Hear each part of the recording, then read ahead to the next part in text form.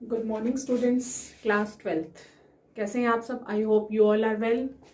आज हम वितान भाग 2 से आपका चैप्टर पढ़ने जा रहे हैं, डायरी के पन्ने। जैसा कि नाम से ही पता चलता है, डायरी के पन्ने यानी कि किसी के द्वारा अपनी जो जीवन की कहानी है वो डायरी लिखी गई है, मतलब उस डायरी में लिखा गया है, जो कि आपको यहाँ पर एक पार्ट के रूप में दिया गया है। और इसके लेखक हैं एन फ्रैंक। तो सबसे पहले हम लेखक परिचय जान लेते हैं।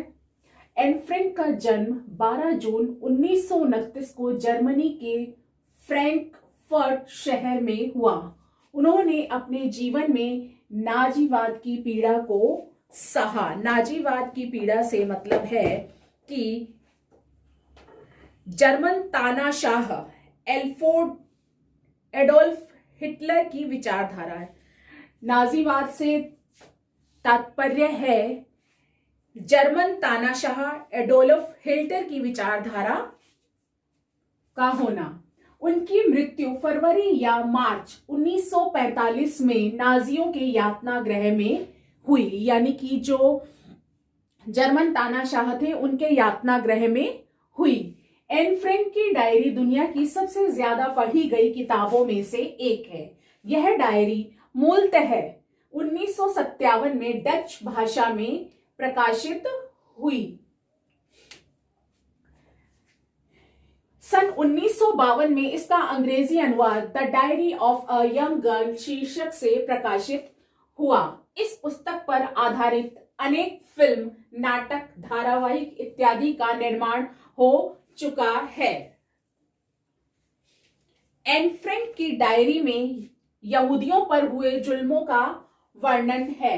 यह एक यहूदी लड़की एन फ्रैंक का प्रामाणिक दस्तावेज है। इस डायरी को एन फ्रैंक की अकाल मृत्यु के बाद, अकाल मृत्यु मतलब अचानक मृत्यु होना के बाद, उसके पिता ओटो फ्रैंक ने 1947 में उसे प्रकाशित कराया। गुप्त आवास में, यानी कि जो तानाशाह के यातना गृह में जब वे लोग थे तब की बात है। गुप्त आवास में बिताए गए इन 2 सालों के अनुभवों को एन फ्रैंक ने अपनी डायरी में लिपिबद्ध किया था। उसने डर, वहां पर जो माहौल था उस सब के बारे में बताया था। उसने डर, आतंक, भूख, गरीबी, प्यास, मानवीयता, प्रेम, घृणा, पकड़े जाने का खौफ आदि का जीवंत वर्णन जो है अपनी डायरी में किया है। उसने पहली बार 8 जुलाई 1942 को लिखा। इस डायरी में 2 जून से 1 अगस्त 1944 तक के यहूदियों पर ढाए गए जुल्मों का दस्तावेज है। यानी कि एन फ्रैंक ने जो 2 वर्ष वहां पर बिताए, वहां पर जो है 1942 से लेकर 1944 तक, तो जब तक वो वहां रही उनके यातना गृह में, तब उन्होंने ये डायरी लिखी थी।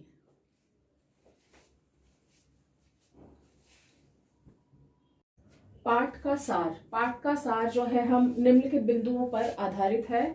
सबसे पहला है समाज में स्त्री की स्थिति, फिर है एन फ्रैंक की डायरी का संबोधन, किट्टी को पात्र बनाने का कारण, ऐतिहासिक दौर का दस्तावेज, 5वां है डायरी निजी कहानी न होकर तत्कालीन समाज का दर्पण है, 6 है जोखिमों के मध्य भी प्रकृति के अनूठे उपहारों का आनंद, फिर है 7वां औरतों को वीर सिपाहियों से अधिक मजबूत और बहादुर कहा गया, फिर 8वां है स्त्रियों की तत्कालीन पारिवारिक और सामाजिक स्थितियां।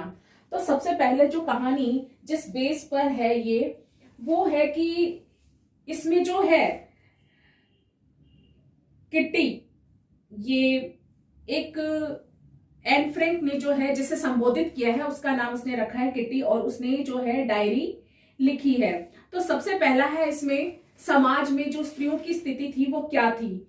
एन फ्रैंक के अनुसार जो है पुरुष प्रधान देश ही जो है कमाकर लाता था और बच्चे पालता पोसता था, यानी कि पुरुष प्रधान समाज था और स्त्री घर में रहती थी और वही कमाकर लेकर आता था और बच्चों यानी अपने परिवार का जो है भरण पोषण करता था।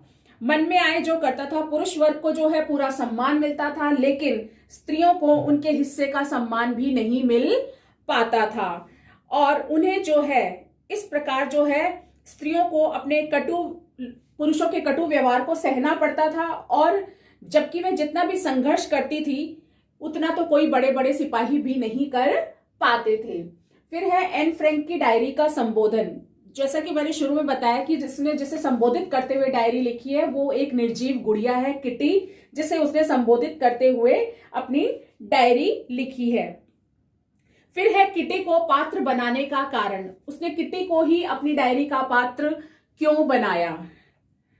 एन फ्रैंक जो थी एक स्वाभिमानी लड़की थी, लेकिन अन्य लोग जो है दूसरे लोग से जो है घमंडी समझा करते थे और उसे बात बात पर डांटते रहते थे। वह अपने दिल की बात जो है किसी से भी नहीं कह पाती थी, इसीलिए उसने अपनी डायरी को, जिस डायरी में जिसे उसने अपना पात्र बनाया वो था उसका जो थी एक निर्जीव गुड़िया थी, किटी, जिसका नाम उसने रखा था किटी। और उसने किटी को संबोधित करते हुए जो है उसने डायरी लिखी।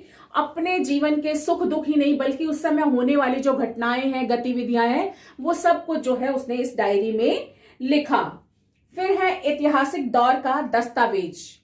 एन फ्रैंक ने जो है डायरी लिखी वो बल्कि ऐतिहासिक घटनाओं पर ही नहीं बल्कि आप बीती घटनाओं पर भी प्रकाश डाला है। उस समय जो जर्मनी और उसके समर्थक देशों में जो यहूदियों पर जो अत्याचार किए गए थे उनको जानने के लिए आज भी जो है मानव उत्सुक रहता है। एन फ्रैंक ने जो है अपने यहूदी परिवारों का जो सजीव वर्णन किया है वह आज एक जो है ऐतिहासिक दस्तावेज के रूप में जाना जाता है।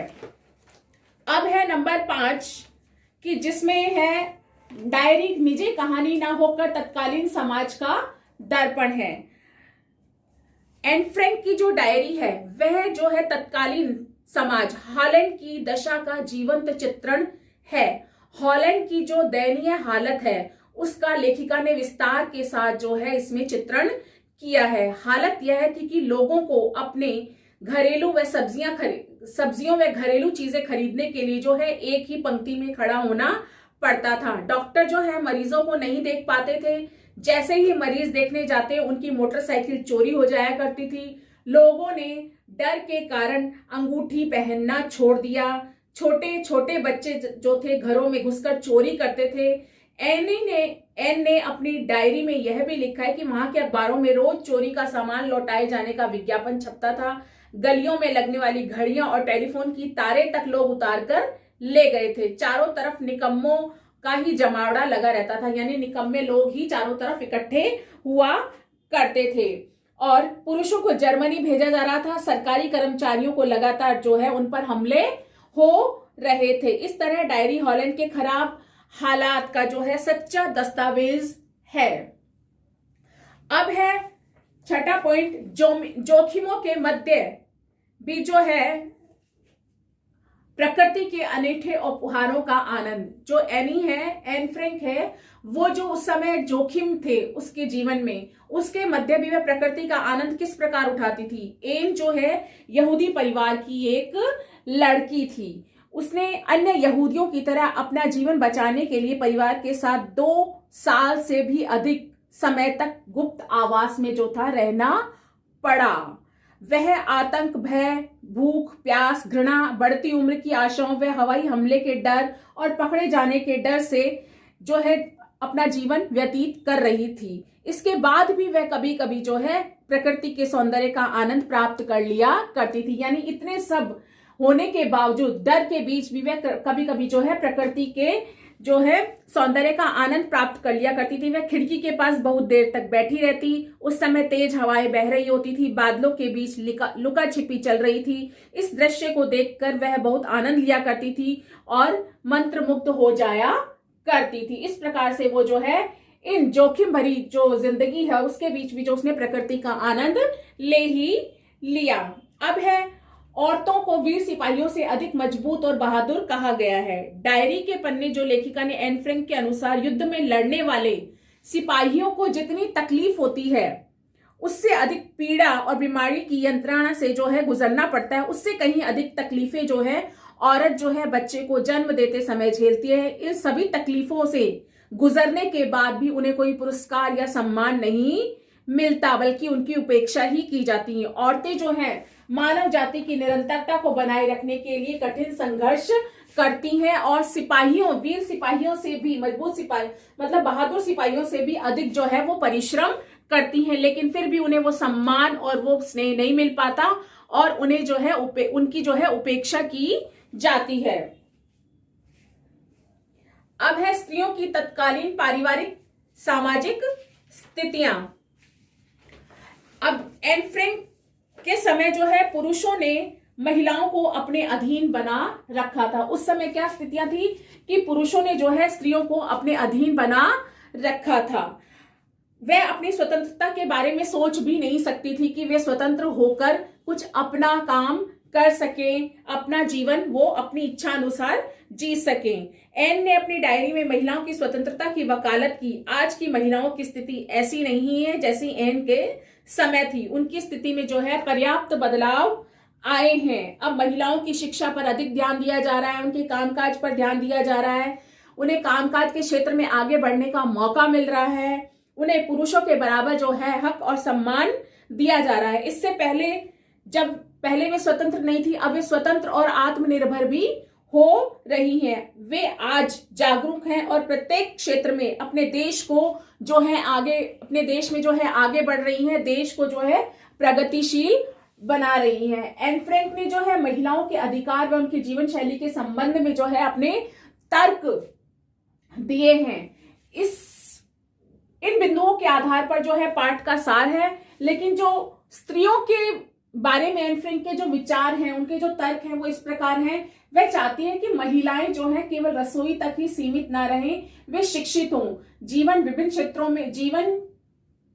क्षेत्रों में काम करें, जीवन के विभिन्न क्षेत्रों में काम करें, वह पुरुषों के कंधे से कंधा मिलाकर काम करें और समाज में पुरुषों की तरह समान